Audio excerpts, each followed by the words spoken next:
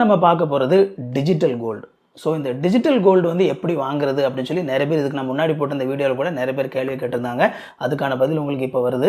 இந்த digital gold அப்படிங்கிறது பார்த்தீங்க அப்படின்னா நீங்கள் டைரெக்டாக கோல்டில் இன்வெஸ்ட் பண்ணுறது. ஆனால் இதில் இருக்கிற ப்ளஸ் பாயிண்ட் என்ன அப்படின்னா நீங்கள் கண்டிப்பாக 1 கிராம் தான் வாங்கி ஆகணும் அப்படிங்கிறதுல ரொம்ப கம்மி அமௌண்ட்டுக்கே வந்து உங்களால் கோல்டு வாங்க முடியும்.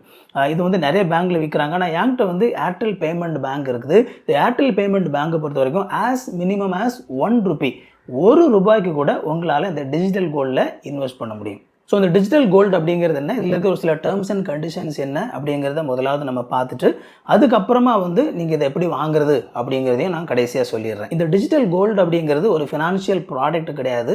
அது வெறுமனே கோல்டில் இன்வெஸ்ட் பண்ணுறதும் கிடையாது. விர்ச்சுவலாக இது ஆக்சுவலாக நீங்கள் கோல்டு வாங்குறது தான். மீன்ஸ் நீங்கள் காசு கொடுத்து கோல்டு வாங்கும்போது உங்களுக்கு பதிலாக அந்த கோல்டு சேஃப் கோல்டு அப்படிங்கிற ஒரு கம்பெனினால் வாங்கி உங்களுக்காக அங்கே பத்திரப்படுத்தப்படும்.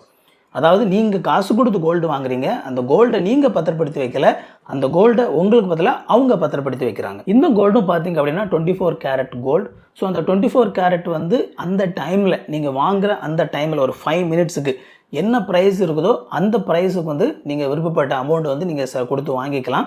மினிமம் வந்து ₹1 நீங்கள் வாங்கிக்கலாம். மேக்ஸிமம் இந்த டிஜிட்டல் கோல்டில் நீங்கள் வாங்க முடிஞ்ச அமௌண்ட் எவ்வளோ அப்படின்னா 24 கிராம்ஸ். அவ்வளோதான் வந்து உங்களால் அதிகபட்சம் வாங்க முடியும்.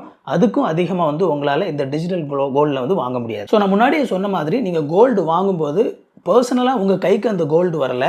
ஆனால் அந்த சேஃப் கோல்டு அப்படிங்கிற கம்பெனி வந்து உங்களுக்கு பதிலாக அந்த கோல்டு அவங்க பத்திரப்படுத்தி வச்சுருக்கிறாங்க. ஒருவேளை நீங்கள் விருப்பப்பட்டீங்க அப்படின்னா நீங்கள் அவங்கள கான்டாக்ட் பண்ணி அந்த கோல்டை வந்து உங்கள் வீட்டுக்கு வர வைக்கணும் அப்படின்னா கூட அதை அவங்களுக்கு அந்த டிரான்சாக்ஷன் ஃபீஸை கொடுத்து அந்த கோல்டை வந்து நீங்கள் உங்கள் வீட்டுக்கு வாங்கிக்கலாம். இந்த மாதிரி நீங்கள் டிஜிட்டல் கோல்டு வாங்கும்போது உங்களுக்கு இதில் வந்து எந்த ஒரு வட்டியுமே கிடையாது. ஸோ நீங்கள் கோல்டு வாங்கி உங்கள் வீட்டில் வச்சுருக்கிற மாதிரி தான். உங்களுக்கு இதில் எக்ஸ்ட்ரா வட்டி எதுவுமே கிடையாது. ஆனால் உங்கள் கோல்டு வந்து அவங்கக்கிட்ட சேஃபாக இருக்கும். ஆனால் அதே நேரத்தில் முதல்ல நீங்கள் காசு கொடுத்து இந்த கோல்டு வாங்கும்போது ஒரு வருஷத்துக்கு எந்த ஒரு காசுமே இல்லாமல் அவங்க வந்து உங்களுடைய கோல்டை வந்து பத்திரமா வச்சுருப்பாங்க. 1 இயருக்கு அப்புறமா ஒரு மினிமம் சார்ஜ் உங்ககிட்ட பண்ணிவிட்டு அதுக்கப்புறமா வந்து அந்த கோல்டை வந்து அவங்க பத்திரமா வச்சுருப்பாங்க. ஸோ அந்த 1 இயர் ஃப்ரீ பீரியடுக்குள்ளே நீங்கள் திரும்ப அந்த கோல்டை விற்று நீங்கள் கேஷ் ஆக்கணும்னு ஆக்கிக்கலாம். அப்படி இல்லை அப்படின்னா நீங்கள் ஒரு சின்ன ஒரு அமௌண்ட் கொடுத்து தொடர்ந்து அவங்க கையில் வச்சு நீங்கள் எப்போ விருப்பப்படுறீங்களோ அப்போ வந்து நீங்கள் அதை கேஷாக மாற்றிக்கலாம். கேஷாக மாற்றுறது அப்படிங்கிறது ரொம்ப ஈஸியானது.